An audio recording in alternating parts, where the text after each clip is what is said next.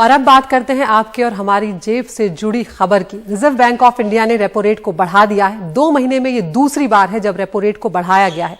RBI की monetary policy committee की बैठक में रेपो रेट 0.50% का इसमें इजाफा किया गया। इस बात का डर हालांकि पहले ही जताया जा रहा था कि रेपो रेट जो है वो बढ़ सकता है। इससे पहले मई के महीने में भी हम जानते हैं कि 4 मई को रेपो रेट में वृद्धि की गई थी और तब रेपो रेट बढ़ने के बाद 4.40% हो गया था और अब जब 0.50% की वृद्धि हुई है तब रेपो रेट जो है वो 4.90% तक पहुंच गया है।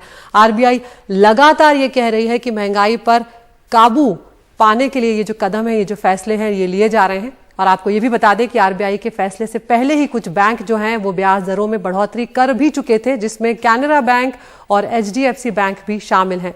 इसके अलावा 2021-22 के लिए 8.7% की दर से जीडीपी ग्रोथ का भी अनुमान लगाया गया है। Based on an assessment of the macroeconomic situation and the outlook, the MPC voted unanimously to increase the policy repo rate by 50 basis points to 4.90% with immediate effect.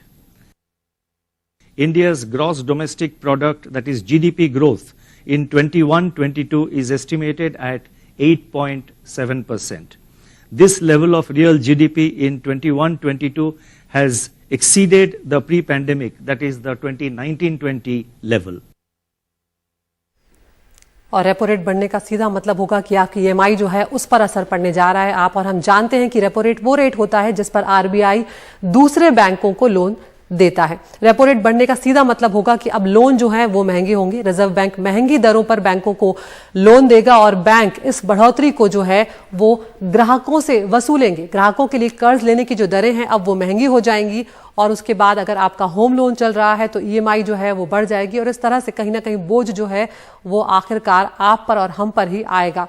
FD करने वाले लोगों को फायदा हो सकता है क्योंकि जो एफडी की दरें हैं वो भी यहां पर बढ़ जाएंगी।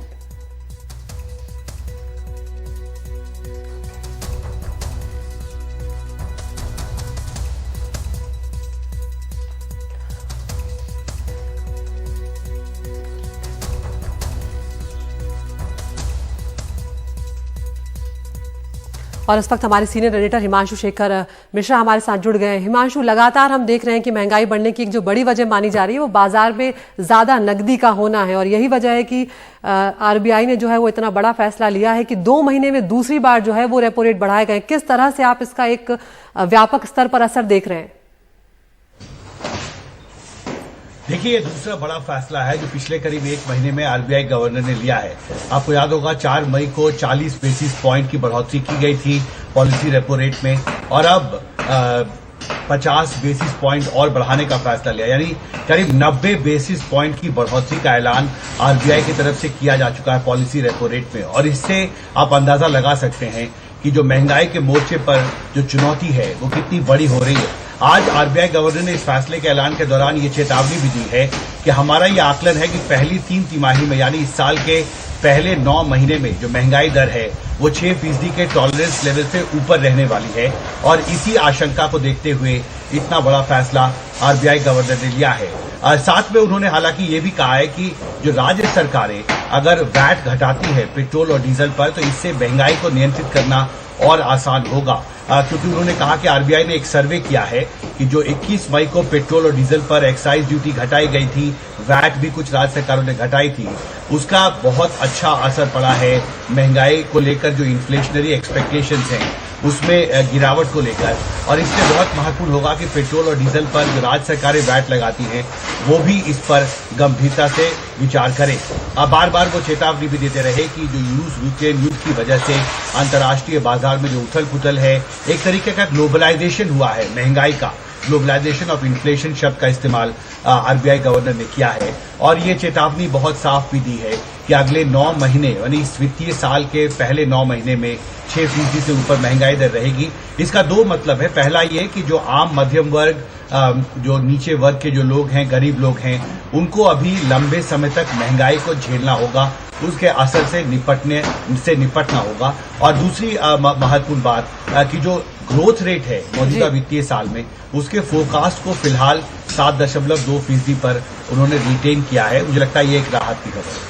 आदित्य, हिमांशु, बहुत ही संक्षेप में अगर आप बता सके कि जो अगस्त में जो बैठक होने जा रही है उसमें भी कहीं ना कहीं ये अनुमान लगाया जा रहा है या ये आशंका जताई जा रही है कि रेपो रेट को जो है वो और बढ़ाया जा सकता है। जो विदेशी brokerage company bank of America securities है, उसका दावा है कि अगस्त में जो बैठक हो रही है उसमें फिर से रेपो रेट बढ़ सकता है, यानी कि एक बार फिर हम पर बोझ पड़ेगा।